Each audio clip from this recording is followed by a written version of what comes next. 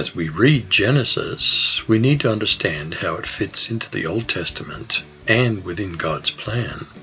Genesis is the first book of Moses, of the law, of the Pentateuch, of the Torah. How does Old Testament law relate to Christians?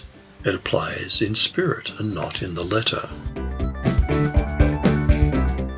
Who has made us sufficient to be ministers of a new covenant, not of the letter, but of the Spirit. For the letter kills, but the Spirit gives life. For instance, we're circumcised of the heart, not the flesh. True circumcision is something that happens deep in your heart, not something done to your body. And besides, you should want praise from God and not from humans. None of us may have committed murder literally, but hatred and verbal abuse are the same spirit of murder. You've heard it was said to those who lived long ago, "Don't commit murder," and all who commit murder will be in danger of judgment. But I say to you that everyone who's angry with their brother or sister will be in danger of judgment. If they say to their brother or sister, "You idiot," they'll be in danger of being condemned by the governing council. And if they say, "You fool," they'll be in danger of fiery hell. Faithfulness to a spouse is laudable, but lust in our hearts is the spirit of adultery. You've heard that it was said by them of old time, "You shall not commit adultery." But I say to you that whosoever looks on a woman to lust after her has committed adultery with her already in his heart. A day of rest to worship God is good, but the Sabbath only points to our true rest in Jesus. Come to me, all who are weary and burdened, and I will give you rest. A day to rest and worship is wise, but a specific day is not commanded in the New Testament. One person considers one day more sacred than another considers every day alike. Each of them should be fully convinced in their own mind. Whoever regards one day as special does so to the Lord. Whoever eats meat does so to the Lord, for they give thanks to God. And whoever abstains does so to the Lord, and gives thanks to God. We're not to judge one another over such things as food choices and worship days. So let no one judge you in food or in drink, or regarding a festival or a new moon or Sabbaths, which are a shadow of things to come, but the substance is of Christ. The Old Testament's built on a series of covenants. For example, the Noahic, Abrahamic, Sinaitic or Mosaic covenant, the Davidic and Levitical covenants. As we read Genesis, let's look at it as having two parts. First, human failure and sin, along with God's grace in continuing to provide for us. Followed by a second part, the story of a covenant between God and the successors of 4 faithful generations. Let's look at Genesis chapters 1 through 11, sin and grace. Finish reading Genesis 1 through 11. The first part of Genesis reveals God and a family line of people who loved him. It also records sin, human corruption, disobedience, murder, lust, immorality, violence, and how God dealt with these issues in 2 ways, punishment and grace. God's punishment included being expelled from the garden, limited lifespans, the flood, the Tower of Babel, and physical death. God's grace included the death penalty often being withheld, Cain being protected with a mark, Noah being preserved, and despite sin, God is still gracious, allowing people to reproduce and have rain to produce food. What about the 2 ways? We can discern 2 overall directions which people took.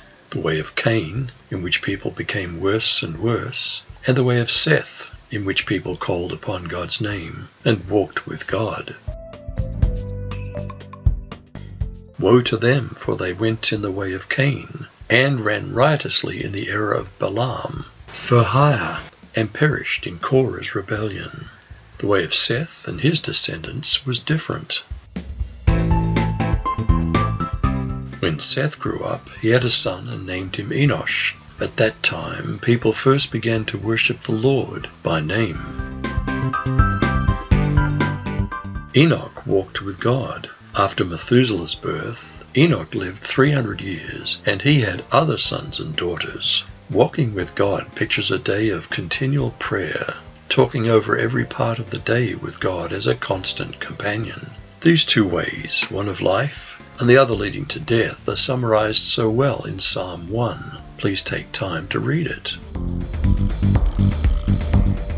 Now let's look briefly at Genesis chapters 12 to 50 and 4 faithful men. Read Genesis 12 to 50. God called Abram. What was required of him? Was it obedience? A responsive faith? Is that also required of us today? The covenant promise to Abram is a narrative theme through the rest of Genesis. Why Abram?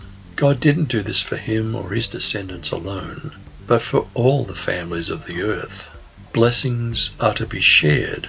God blesses his people today not for us to focus inwardly, but because there's work to be done, because he wants to see all people blessed. This is the gospel according to Paul.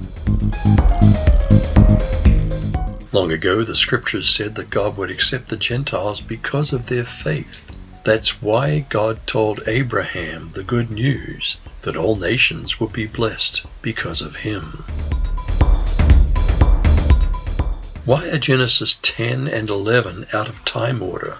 Ancient writers weren't always concerned with things being in perfect chronological succession, but in teaching sequential lessons. Perhaps Genesis 11 and 12 are together as a lesson.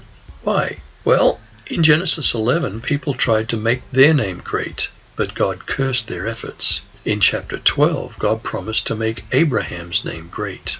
We can summarize the promise to Abraham as descendants, a relationship with God, and a land. These three ingredients are expounded in the rest of the Pentateuch. In Genesis, descendants.